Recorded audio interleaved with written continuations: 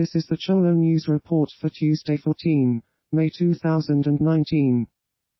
The United States Maritime Administration. The U.S. Maritime Administration, which stressing the incidents had not been confirmed, warned shippers early Monday to exercise caution when traveling past Fujairah, a port city on the eastern edge of the United Arab Emirates on the Gulf of Oman.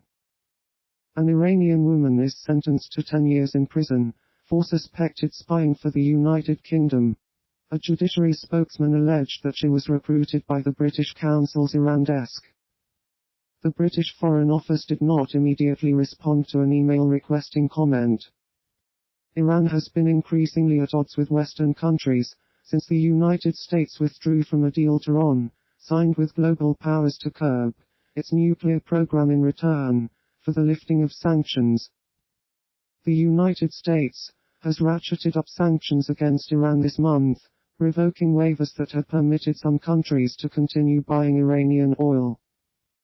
China announces its intent to increase tariffs from 10 to 25 on $60 billion worth of imports from the United States effective June 1, 2019.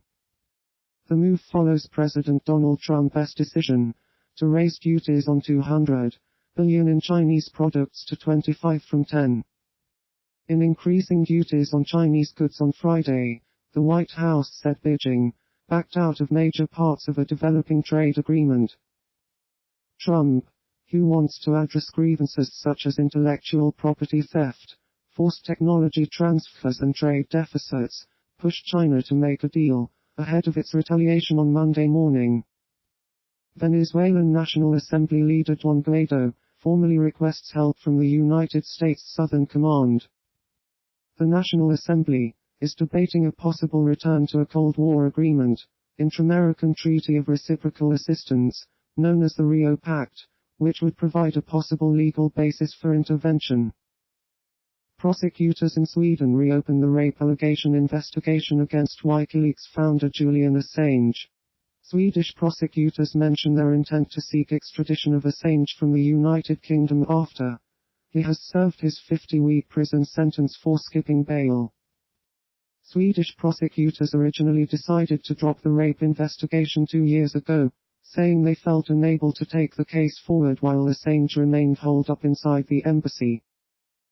But on Monday, Sweden's Deputy Director of Public Prosecutions, Eva-Marie Persson, announced the case would be reopened because there was still probable cause to suspect that Assange had committed the alleged rape.